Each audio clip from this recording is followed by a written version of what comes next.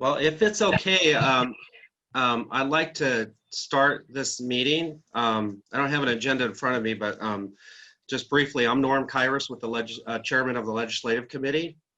And just wanted to remind everybody that our mission and vision statement as the primary mission of the Legislative Committee is to increase awareness of and participate in the Realtor Action Fund. And then the secondary mission of the Legislative Committee is to support our government affairs directors, Adam, Jean, and Walter. And I just want to just express my gratitude towards all the hard work that these guys do and put into this. And I'm excited to learn more and hear more what you guys have to say. So without further ado, I will turn it over to our government affairs directors. All right, thanks, Norm. I believe I'm going to be speaking first here this morning. Good morning, everyone, and thanks for tuning in. It's always important, I think, to get this kind of information out to everybody and help kind of decipher through some of the language that's presented in these propositions. We'll get a handout here put on the screen here shortly that was put together by our local Southwest California Legislative Council. And for those that may not be aware of what that is, it's a local coalition of our chambers along with community partners, which SRCAR has been a part of for many years. And we meet monthly to evaluate legislation and look at its impact, not only just on real estate, but how it affects local business. We have a whole set of strategic initiatives that we kind of go through. So every year we take a look at the proposed, or every election year, we would take a look at the proposed ballot initiatives and assign those out to a expert really in that field. So if it has to do with legal, it'll go to a lawyer. If it has to do with medical, someone from the hospital field and so forth, to research the ballot initiatives and then come back with a detailed report. I believe Jean will make that report available later today if anybody wants to decipher through it. It's about 52 pages, I believe. But we're hoping to kind of give you a little Cliff's Notes version of that this morning. There are 12 propositions that will be appearing on the ballot. 4 of those, yeah, there's a slide right there, thank you. 4 of those that I'll cover here real quickly.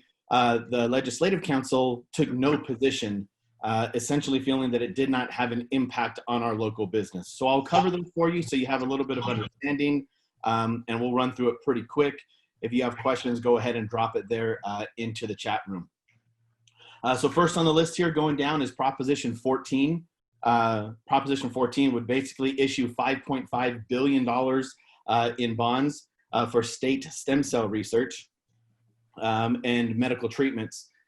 It would, $1.5 billion of the bond would go to research treatment for brain disease such as Alzheimer's and Parkinson's. You have supporters for Prop 14 that say that stem cell bonds have led to new medical treatments that are important research and should be continued. And people against Prop 14 are saying that we should not be spending billions of dollars right now when so many people are currently out of work.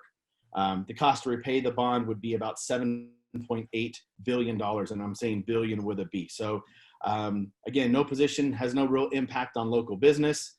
So you would just decide for yourself if you're in favor of issuing a bond at this time or not. We'll come back to Prop 15. That's a fun one. We'll get that, to that one a little bit later here this morning.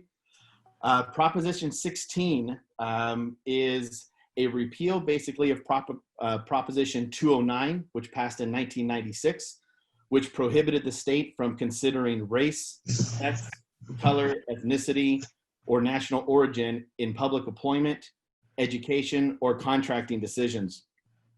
So this then, on the opposite side, this would allow public colleges, universities, and agency to include those groups again as part of their decision making. This would allow them to create affirmative action programs to increase diversity or to help certain groups. People that are for Prop 16 say that it will help women and people of color while fighting longstanding patterns of discrimination. People against Prop 16 say that the state should treat everyone equally, and when deciding who gets into college or who gets a government job, we should not favor one racial or ethnic group over another and rather look at the person most qualified. So that's essentially Proposition 16. Moving on to Proposition 17. 17 and 18 are pretty straightforward. 17 would would restore the right to vote for people convicted of felonies who are on parole. People in favor of that say that if you, give me wrong page here, parole is a time to rebuild their lives. Voting helps people on parole feel more connected to their communities and increases public safety. That's the big argument for Prop 17. People against Prop 17 say that parole is a time for serious and violent criminals to prove that they have changed. And when people get out of prison, they should have to complete their parole before then being allowed to vote. So your decision on Prop 17, again, no impact on business or real estate, would just to decide how you feel about allowing those convicted of felonies currently on parole if they have a right to vote or not. Proposition 18 would allow 17-year-olds who will be 18 at the time of the next general election to vote in the primary or special elections earlier that year. Again, pretty straightforward.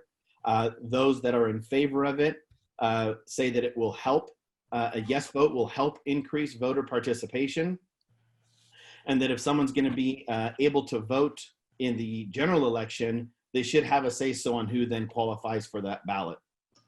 People against Proposition 18 say that they are not, at 17, you're not a legal adult, you're not mature enough to make important decisions, and there's a concern that high school teachers and counselors would be able to influence the way that 17-year-olds vote.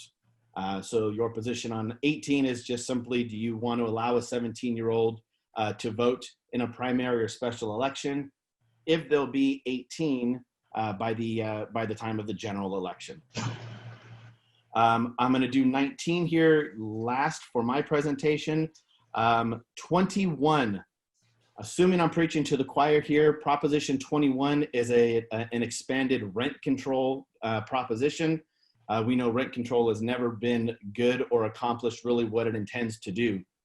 This particular Proposition 21 would allow cities and counties to pass further rent control rules, and it would apply to houses that are more than 15 years old. They would limit how much a landlord could increase rent when a new renter moves in. And they could raise that rent by up to 15% over 3 years on a new renter. There is a clause in this one. It would only apply to landlords who own more than 2 housing units. So your individual or smaller mom and pop that only own an additional rental property or 2 would not be affected by Proposition 21. Arguments for 21 claim that rent control will help families, seniors, senior citizens, and veterans stay in their homes, while people against 21 say that it will cause landlords to evict renters and make housing less available and affordable at a time when people are struggling to get back to work. Again, I'm assuming this group is a little more familiar with rent control, but typically when rent control is enacted, it accomplishes the exact opposite of what it's intended to do. And right now we already know how much of a shortage there is in housing. And if we were to make that even tighter or more expensive, we know how bad that impact would be. So recommendation from us on Proposition 21 is a no vote, or I'm sorry, a no position, not a no vote, a no position. Mm-hmm. Proposition 19 is the last one that I'll be covering this morning. And this one's a little bit more unique. And it's unique because it's a ballot initiative that has been sponsored by the California Association of Realtors. You guys may remember a couple of years ago, there was a proposition being pushed through. Proposition 5 was the number then, which deals with tax portability across the state. Proposition 19 is the newer version of that. So currently in Riverside County is one of, I believe, 10, or Walter and Jean, correct me if I'm wrong, but I believe one of 10 counties in the state that has Prop 60 and Prop 90, which allows our seniors to transfer their tax base when they move into another property. Proposition 19 looks to expand on that, so it would be a statewide available. It would not only include those over the age of 55, but also those that are disabled and those that are affected by a natural disaster. So think of some of the fires that are going on or that have gone on here in the past. This would allow them to move up or down throughout the state, and they can use that transfer basis up to 3 times. So that right there is actually not a bad idea. There's not really been any argument against portability of that tax transfer. Where the challenge comes in is that in order to get the numbers from the legislative analyst's office to kind of move in a more positive direction, there had to be something to give up. And there is what people are calling the intergenerational or tax inheritance that's kind of been used as leverage, if you will, to get Prop 19 pushed through. Currently, if you leave a property to your child or grandchild, they inherit from you your current property tax base, and you do not have to move into the property. Under Prop 19, if they transferred their primary residence, or you were to transfer your primary residence to a child or a grandchild, they would be assessed at market value instantly on that property unless they moved in. So if you've got someone that has their own home that they're happy with, or possibly even lives out of state, and a property in California is left to them that they do not move into, they are then automatically going to be reassessed to current market value on that particular property. Then, which obviously is considered a tax hike there. So it's a little bit of a weird position for us. Obviously, Howard Jarvis Taxpayer Organization came out against Proposition 19. I've already started seeing commercials both in favor and against. The Legislative Council, again, separate from SRCAR, they took a no position primarily because they were against the increase in tax. So that was their position on no. Being that this is sponsored by California Association of Realtors, we're just trying to get the information out to everybody and hope that you can make the most informed decision possible. What you'll see on the ballot is that people in favor of Prop 19 say that people should not have to pay a higher property tax on a new home if they lose their home in a disaster. People against it say that Prop 19 is a tax increase that was already rejected by voters in 2018 and could hurt families who cannot afford to pay taxes on an inherited family home. So I think from our perspective here, again, I'm happy to answer any questions. We just want to get the information out, kind of leave this up for you to decide which way to vote on that. A lot of information in a short amount of time. I apologize if I rushed through anything, but there's lots to get through today. I'll be monitoring the chat room. If there's any questions, please feel free to let me know. Gene or Walter, if I missed any points on any of those ballot propositions, please let me know. Otherwise, I'll turn this over to Gene, who's going to continue on the propositions that I did not cover. Thank you, Adam. Appreciate it. You did a great job on that. If we could get that slide back up on the screen, please. And I will start with Proposition 15. Proposition 15 is what is being referred to as the split roll tax measure. What this is a frontal attack on the protections afforded to us by Prop 13 from 1978. As you're aware, Prop 13 provides a tax protection against undue increases for residential and commercial properties. Prop 15 proposes to split commercial and industrial properties out separately from residential properties, and it would reassess them at current market value, and it would reassess those properties every 2 or 3 years.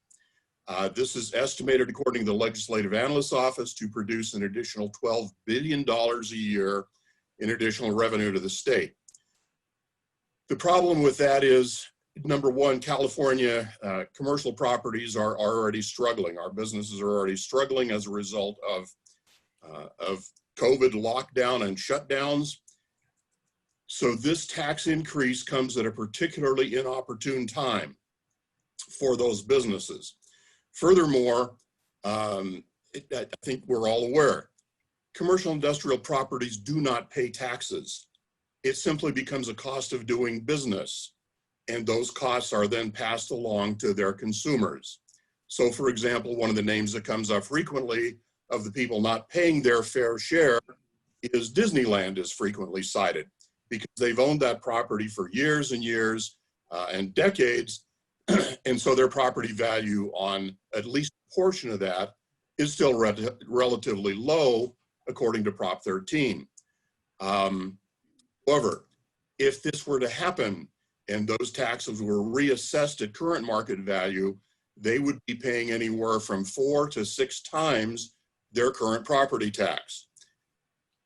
If you're having trouble affording to go to Disneyland the way it is today, imagine what your ticket price would be if their property taxes go up by 4 to 6 times.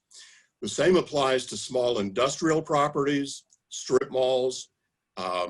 Again, most of the businesses inside those strip malls have a net lease.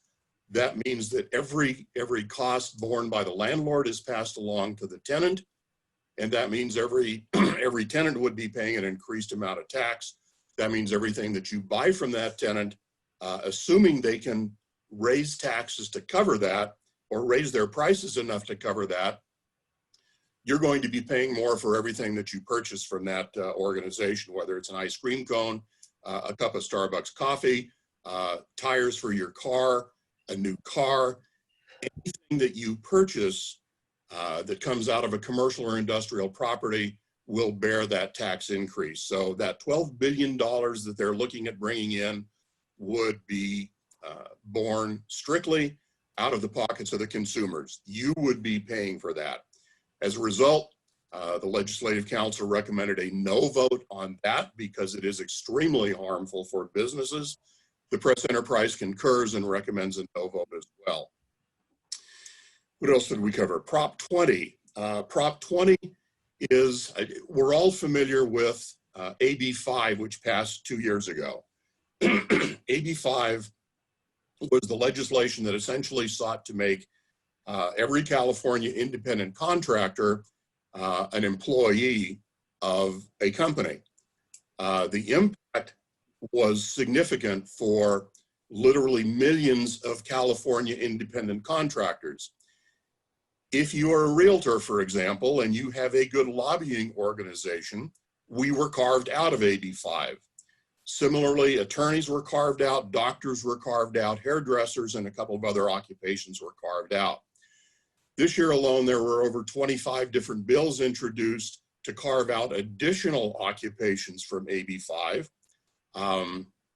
including a bill by our own Senator Melissa Melendez to repeal AB 5.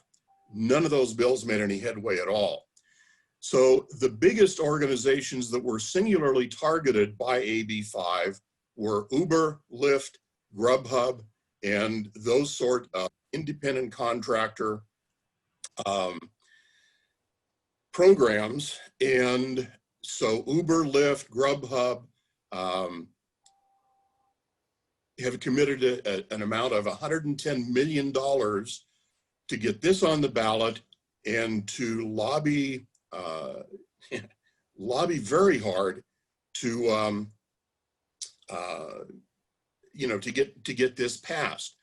Because if this passes, it would exempt contract-based drivers, app-based drivers, again, Uber, Grubhub, Lyft.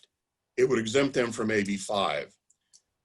The flip side of that is that if this does not pass and they are subject to AB 5, they would be required to join to become employees. The costs would go up for Uber, Lyft, Grubhub, and everything, and every other app-based driver out there. And Uber has already indicated that they would leave the state of California. The unfortunate part of this is that California was the state that essentially invented and birthed the gig economy. And now through AB 5, essentially we're putting a nail in the coffin of the gig economy. It's put independent musicians out of business. They were recently carved out in a partial exemption in a legislative bill that came through, along with newspaper deliveries, journalists, photojournalists, and a few other groups who were kind of collateral damage to AB 5. Lorena Gonzalez, the author of AB 5, was going after strictly app-based drivers because she wanted to unionize them. but a lot of the other occupations, again, literally millions of independent contractors across the state were caught in the crossfire here. So recommended position on Prop 22 is to vote yes on that. And again, the press enterprise concurs on that. Let's see, Prop 20, I skipped Prop 20. Prop 20 makes changes to policies related to criminal sentencing charges, prison releases, and DNA collection. Again, what this does in the state of California, we're all aware of some of the problems that were created over the years by AB 109, prisoner realignment, that took numerous prisoners out of the state system, excuse me, and bubbled those back down to the county level, where numerous prisoners have been released simply by capacity issues. The second set of problems were created by Props 47 and 57, which reassigned many criminal activities from felonies to misdemeanors. And again, as a result, literally thousands of prisoners have been released as a result of that. That's resulted in increases both in local crime statistics, as well as increases to our local homeless population, as unfortunately many of these people come out and they're not able to get unemployment. They have nobody, no family around for support structure, and they've been simply released back into our communities. So Prop 20 seeks to make some changes to that, again, to realign some of those previous misdemeanors or felonies that became misdemeanors, to realign some of those back up as felonies, to change some of the reporting structures on those. And probably one of the biggest things is to make, currently, again, under Prop 47 and 57, one of the big changes that was made is if you go into a store and you steal less than $950 worth of merchandise, that's simply a misdemeanor. And you can do that day after day after day, and there are no additional consequences. You simply get a slap on the wrist, and you're released oftentimes before the arresting officer has a chance to process the paperwork. This would create an aggregation of that, such that if you steal in excess of $950 over the course of a day or 2 days or a week, then that bumps back up to a felony consideration and you're incarcerated. So no more free passes to you guys that are going in to a store and taking a calculator as your first item of theft and going around and adding up $950 worth of stuff and then skating out the door. If you've been doing that, you will now be, if Prop 20 passes, you would now be subject to felony conviction and incarceration on that. So recommended position on this is a yes position from the Legislative Council. For whatever their reason was, the press enterprise recommends a no position on that. Proposition 23 requires physicians on site at dialysis clinics and consent from the state for a clinic to close. Essentially, again, this is another union-driven proposition that does not do anything to increase public safety or certainly the safety of dialysis patients. The only thing it would do would be to require the dialysis clinic to have a physician on site. There is already a physician shortage across the state of California, so to mandate that dialysis clinics have a physician on site would further exacerbate the shortage of physicians in the state of California. And it would also, of course, obviously, if you're going to have a doctor sitting there all day, essentially doing nothing but monitoring the service, it would substantially increase the cost of dialysis. They're estimating that this will increase cost to dialysis clinics by over $100 million a year simply to satisfy that requirement without adding a single thing to the patient's safety. A recommended position on this is to vote no on Proposition 23. Both the Legislative Council and the press enterprise concur on that. Proposition 24 expands the provision of the California Consumer Privacy Act and creates the California Privacy Protection Agency to implement and enforce the Consumer Privacy Act. The Consumer Privacy Act was created by legislature last year. It's been in effect for less than a year, and yet this proposition seeks to expand that. It's been in place less than a year. We simply don't know what the outcome is already. That's the main argument against it. Proponents argue that the current proposition protections are not enough. They say that the world's largest corporations, of course, collect vast amounts of valuable data and information from individuals, often without their knowledge or permission. And if you've seen The Social Dilemma that's streaming on Netflix right now, you understand if you're on Facebook or any other social media site, and most corporate sites, they're collecting data. Data mining is how a lot of companies are making a living right now. It's not necessarily data that's connected to you, it's more generic data. But this Prop 24 would allow consumers to opt out of participating in that.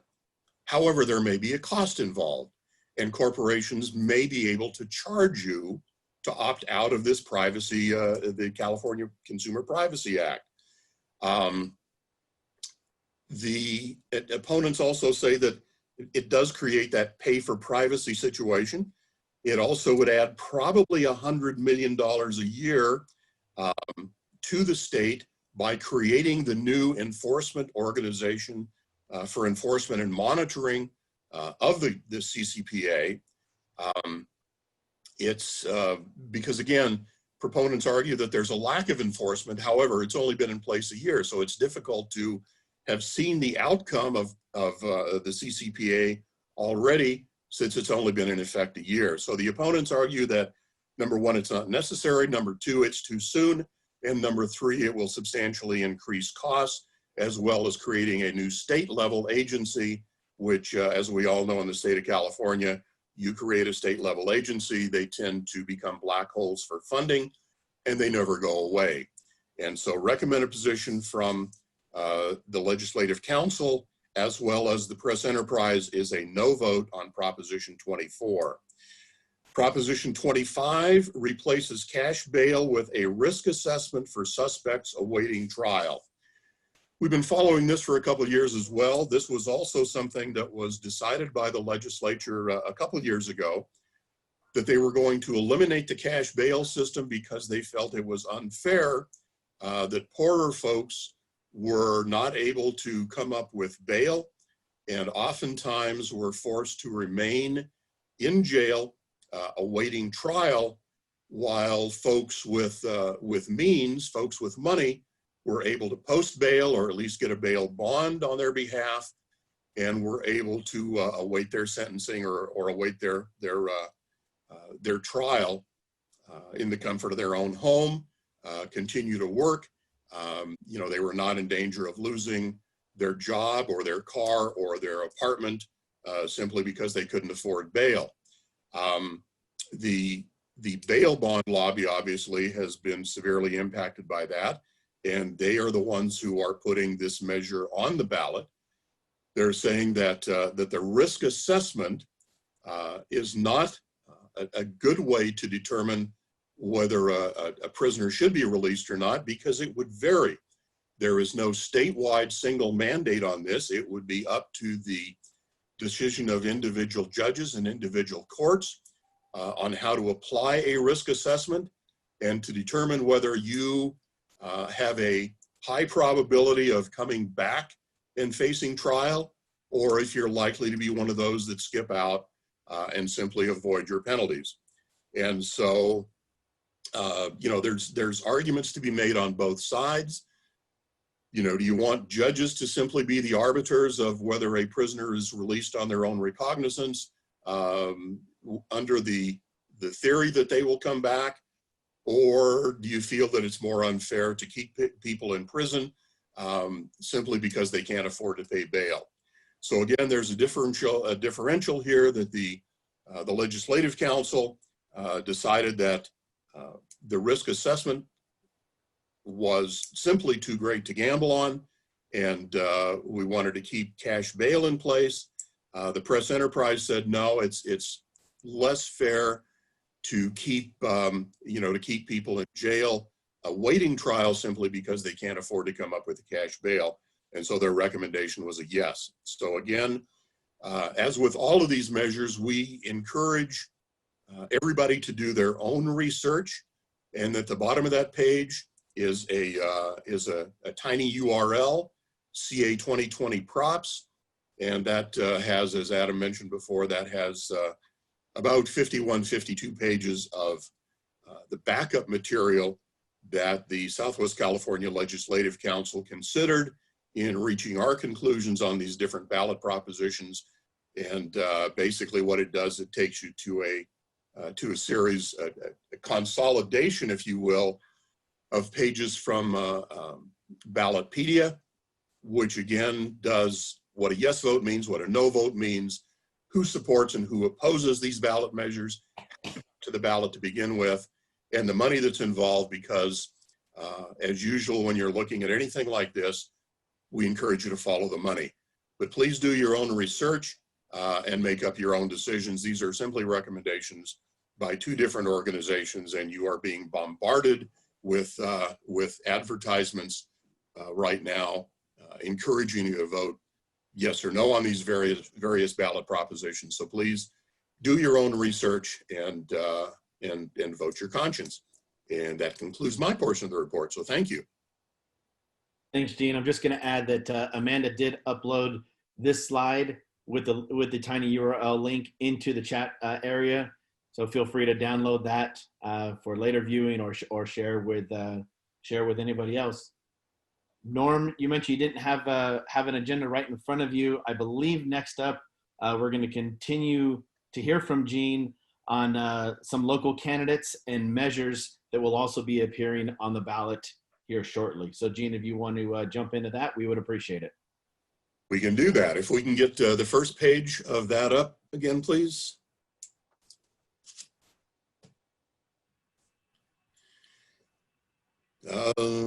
There we go. Election voter guide. These are the positions that have either been endorsed by the National Association, the State Association, or your local association, including for Congress, would be Representative Ken Calvert, who has represented us from the 42nd District for a number of years. If you're Murrieta and North, Darrell Issa, former congressional member from Temecula and South for District 50. For the California State Senate to replace Mike Morrell, Rosalicia Ochoa-Bogue, who is a realtor from the Apple Valley area, I believe, to replace Senator Mike Morrell for California Senate District 23. For California Senate District 28, Andrew Kotiak, who has been an ally of ours. He is a city council member from the city of San Jacinto. I will tell you that Andrew has not been endorsed by the California Association of Realtors. They have endorsed incumbent Chad Mays, who is now listing, I believe Chad Mays is the only listed independent in the California legislature. But from our perspective, Andrew Kotiak represents a better voice going forward, certainly has been an ally for real estate going forward. For the California Assembly, District 67, we have endorsed Kelly Ciarto, current Murrieta City Council member, and I will tell you that this evening at 6 o'clock, I will be moderating a panel with the two candidates for California Assembly District 67. But again, from SRCAR, we have endorsed Kelly Ciarto. This is again for Murrieta and North. For Temecula and South, we have endorsed incumbent Marie Waldron for District 75. She has been a good ally and always has her door open for realtors and real estate issues. Local measures. There are some on the ballot this year. Menifee has Measure M, which is a repeal of their 1% sales tax.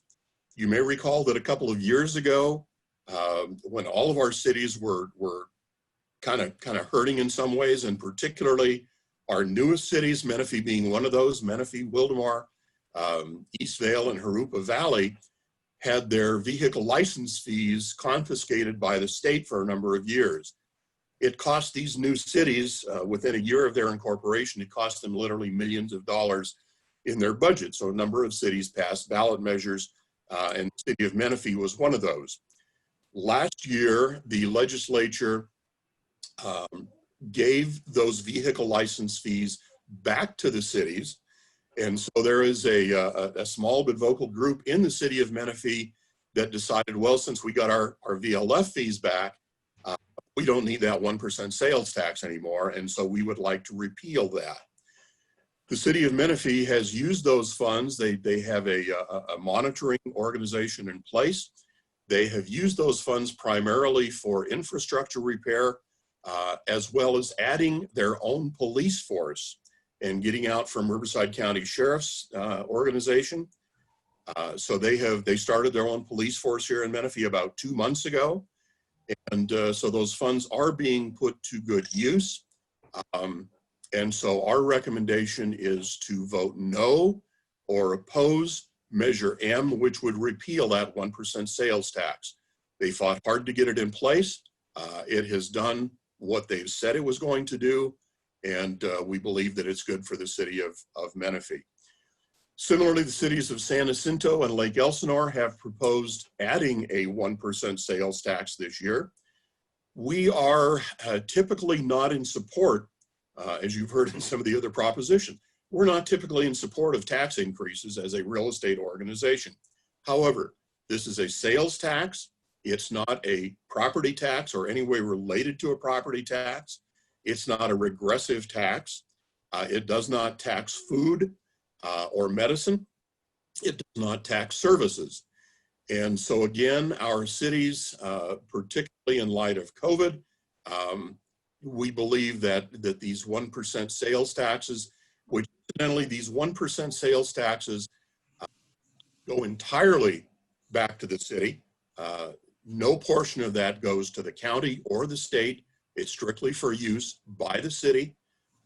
So again, we believe we should be supportive of these issues for our local cities. The city of Temecula, Murrieta, Wildomar already have these 1% sales taxes in place for the last 2 to 3 years. And if you follow what the cities are doing with it, you will know that it's primarily gone for infrastructure improvement and for public safety measures, and that's what these cities are using it for. So we believe that it's worthwhile supporting the 1% sales tax increase, both in San Jacinto and Lake Elsinore.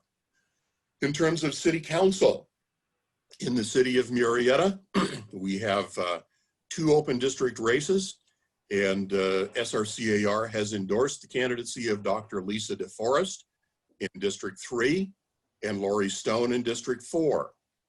In Wildomar, District 2, incumbent Mayor Dustin Nigg running for re-election in District 2, and Bridget Moore, who has been on the Wildomar City Council virtually from its inception, along with Realtor member Marcia Swanson, but we are endorsing Bridget Moore for District 4. In Temecula, we have 2 open seats. We have endorsed Jessica Alexander for Temecula District 2, and for some reason we're endorsing Adam Ruiz in Temecula District 4. Go figure, you know. In Lake Elsinore, again, 2 open seats. We're endorsing Natasha Johnson for Lake Elsinore District 4, McGee for Lake Elsinore District 5. In Menifee, endorsing for an open seat, Bob Carwin for District 1, and incumbent District 3, Lisa Sobeck, and incumbent Menifee Mayor Bill Zimmerman to return to that position. In the city of San Jacinto, we are endorsing Crystal Ruiz and Russ Utz, who are both incumbents who have been, again, strong realtor allies. for the city of San Jacinto. In the city of Hemet, we have endorsed Realtor and incumbent Michael Percival again in District 3. District 1 is District 1 is a little, I believe that's District 1, isn't it? Yes, District 1. We had supported, we have not endorsed in that race. We have supported incumbent Carly Meyer, who has been, again, she's been a good Realtor ally and always has her door open. However, our own face there in the middle of your screen, Norm Kairos, is also running for that position. And so we have also supported Norm. We have not endorsed a candidate in that race, but we strongly encourage you to look at Norm, you know, decide if that's an honest looking face. No, we like Norm a lot, and we wish him the best in that race because he is running against an incumbent who has also been a good ally for us. We had supported Carly early on, but we explained to both of them that we are supporting them, but we are not issuing an endorsement at this time. But we do encourage you to take a look at both candidates and vote with your conscience. And if you think Norm would be a stronger Realtor ally, then check your ballot appropriately. And we will redo this list, by the way, and indicate that on there. This list is initially of those candidates that we have endorsed. And since Norm and Carly were supported candidates, we did not include them on this list, but we will put that on there for your future edification.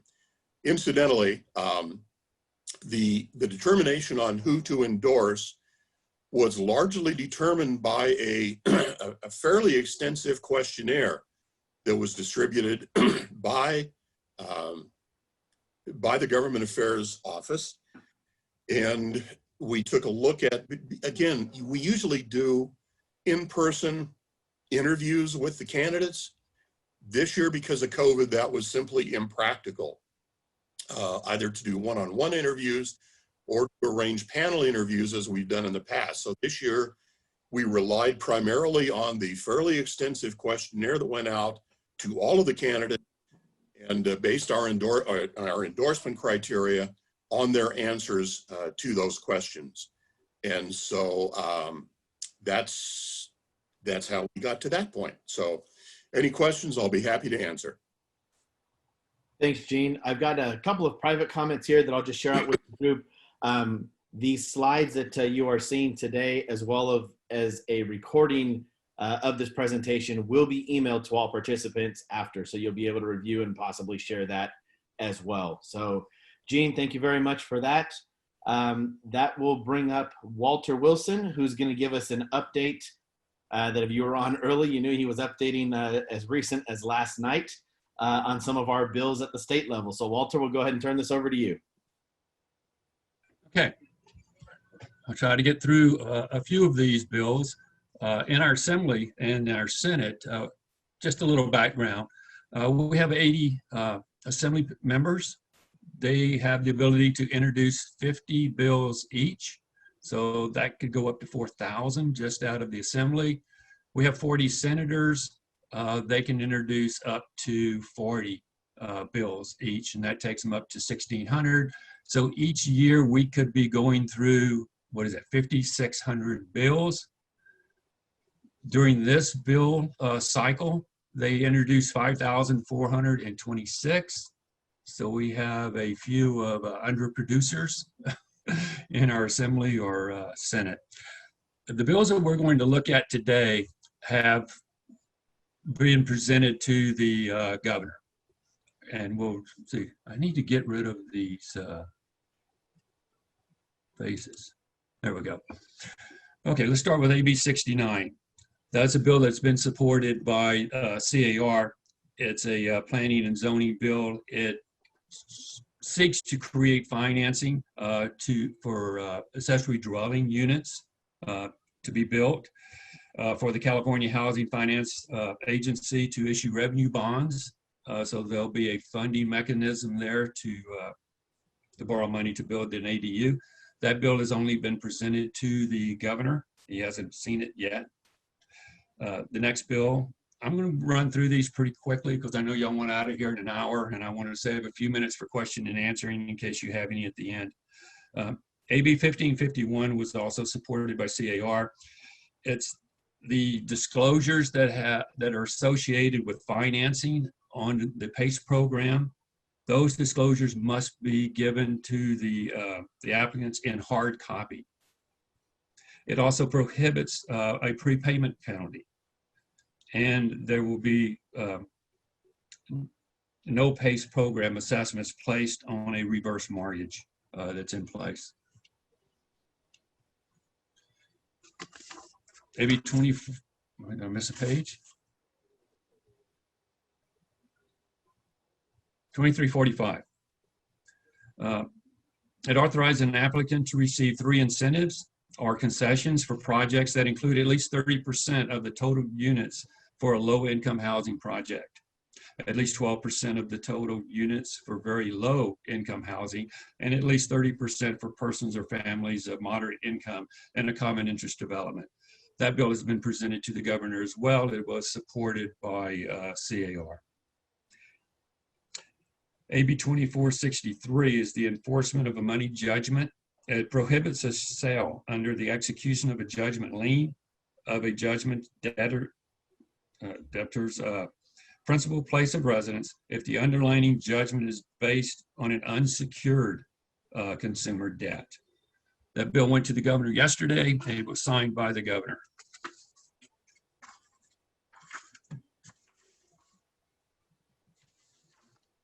Okay, let's go down to the next one.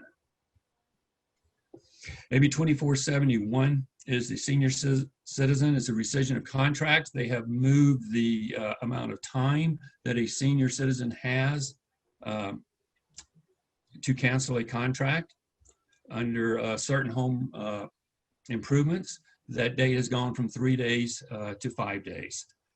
That bill was signed by the governor yesterday. AB 2782, this is a bill that was opposed by the California Association of Realtors. It's a mobile home change of use. It requires the person proposing the change of use in a mobile home community to give the residents of that mobile home community 60 days before the hearing starts. And if there is a resident in the mobile home community that cannot find adequate living outside the mobile home, it requires the person owning the mobile home park to buy their mobile home at a reasonable price. AB 3074, and that bill was signed, as you can see on the thing. AB 3074, fire prevention, wildlife risk, was presented to the governor. This is a defensive space. A couple of years ago it was passed in a bill, defensive space around a home that has requirements that trees have to be cut. You have to have that defensive space for fire. What this bill does, it affects the residents and it requires them to let the residents know that they are in violation of this before they start placing penalties against the residents. So it's letting them fix the problem first before they start penalizing them. The big one that everybody's waiting for. If you're in property management, I feel sorry. AB 3088, that's the COVID landlord and tenant bill that CAR has been watching all year. A lot of these bills went through for COVID-19, landlord and tenant that failed, didn't get through. This is a combination sort of all of them. A landlord is prohibited from evicting a tenant due to non-payment of rent occurred between March the 1st, 2020 and August 31st of 2020 if the tenant makes a declaration under the penalty of perjury that they are unable to pay the rent because of circumstances related to COVID-19. Additionally, a landlord is prohibited from evicting a tenant due to non-payment of rent occurred between September the 1st, 2020 and January the 31st of 2021 if the tenant pays at least 25% of the monthly rent. before January the 31st, 2021. The other 75% of that rent, if not paid, can be recovered by the landlord in a court beginning as soon as March the 1st, 2021.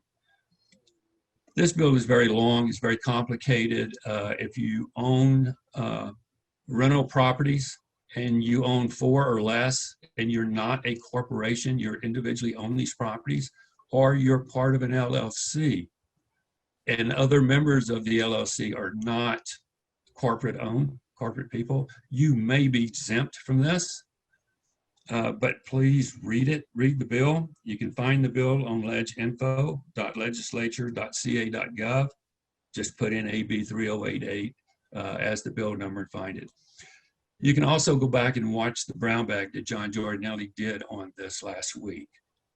You can go to the SRCAR YouTube channel. If you've never been there, a lot of videos are there.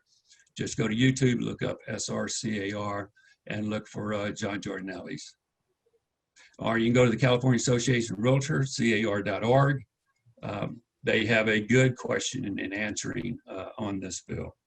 And then last but not least, please call your attorney, because this bill is a very difficult one to get through.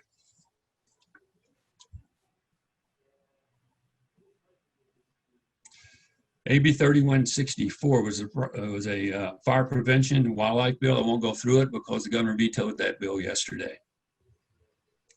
ACA 11 was a home protection for seniors. Gene had covered that one already, so we will pass that.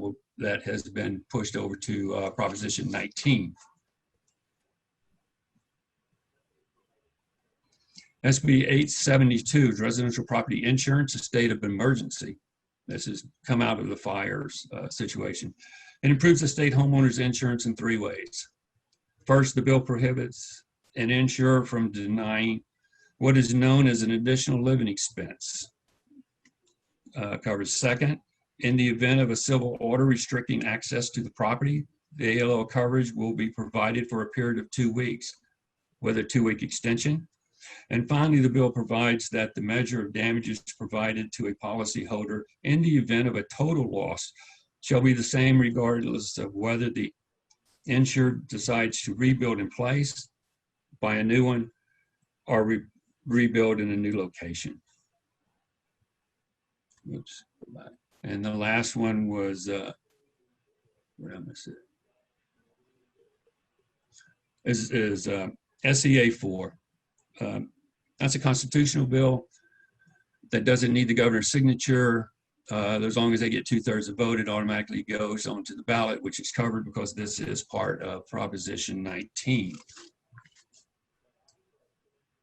So I told you this would be painless. The bills that we followed after the crossover, if you're not familiar with crossover is if the bill was introduced in the assembly, it must pass the assembly and cross over to the Senate. If the bill was introduced in the Senate, it must cross over and pass over to the assembly. There were 39 bills that we were watching all year that made it through crossover. When it got through into crossover, the ones that were presented to the governor, it was 10. California Association of Realtors opposed 1. They supported 9. 27 of these bills have died in either the assembly or the Senate once it went into crossover that we have been watching. We opposed 8, we supported 19, and 2 of them were just ballot measures that went over to Proposition 19. On the calendar left for this year, today is the last day the governor can sign or veto a bill. He can do one other thing, he can just ignore it. If he doesn't sign it, he ignores it, it automatically becomes law on the 1st, January 1st. November the 3rd is the general election, and November the 3rd is the adjournment for the Assembly and the Senate. And Gene has already covered the AB 5 exemption bills. There were 2 bills that were sent to the governor. The AB 170 exempted the newspaper carriers for 1 year. The AB 323, which has been presented to the governor, will extend the newspaper carriers for another year up to 2022. And now all your gads will be getting ready for the bills coming out for next year, because all the ones that have failed, didn't get passed through, will probably be coming back. And I will stop sharing. And that ends my report. If there's any questions.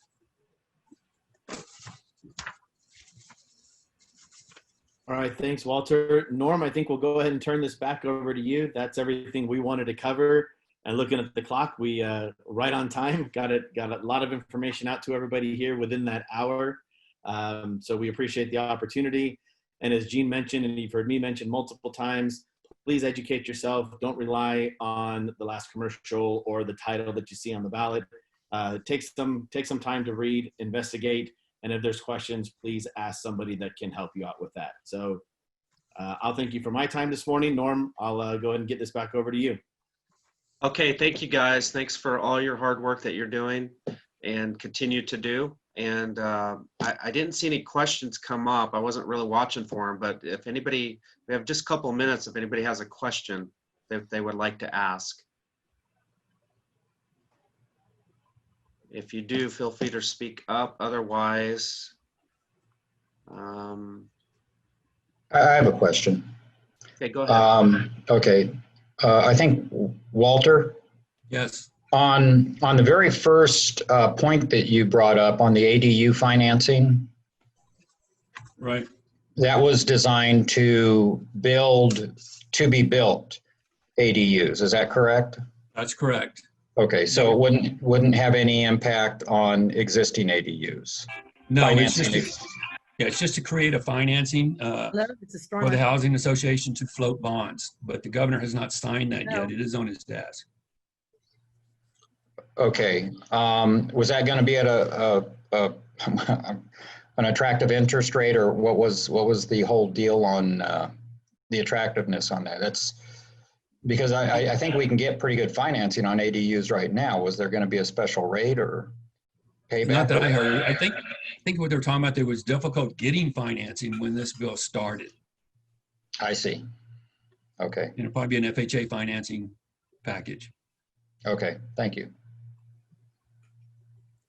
One question I've seen pop up was if we could get a list of financial support that was either furnished or recommended. Could somebody touch on that?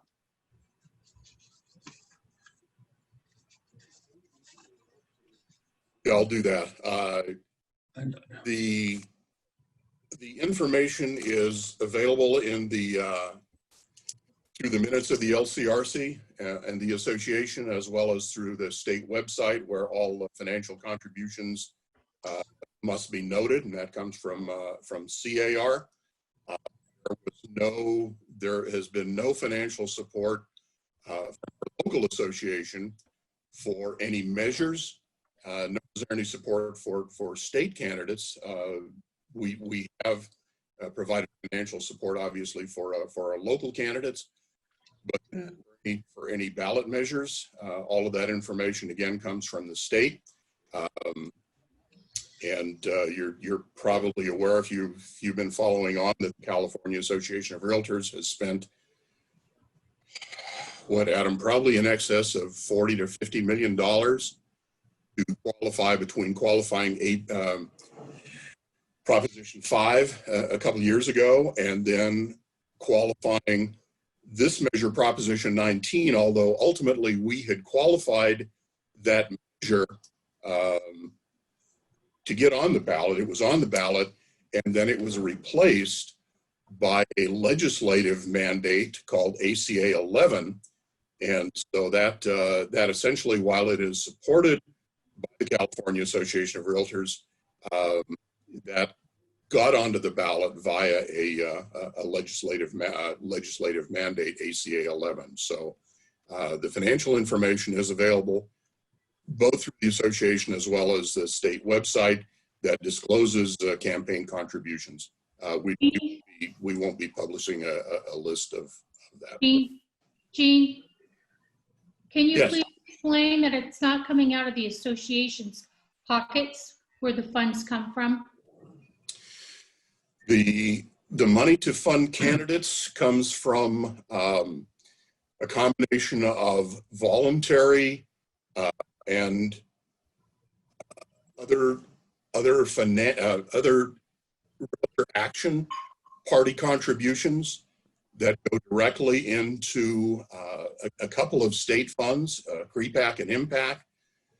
CREPAC funds candidates and IMPAC funds issues. And for example, if we were to put money into supporting one of the ballot initiatives, say one of the local initiatives for the tax increase, the tax proposal in San Jacinto, for example, that would come out of our impact funds or our issue-oriented funds. Any candidate funds come directly from our California Real Estate PAC, and are noted as such on the contribution. That's why all checks are cut by the California Association of Realtors. They do not come out of our local dues. Okay, thank you very much for that. Okay, so anyway, I just want to show, just thank you guys for all the hard work you're doing. And let's get this information out to our people. I understand voting information and ballots are coming out on October 5th. So our this election is coming up very quickly. So get this information out to your people as quickly as you can. And this meeting is adjourned. Have a great day.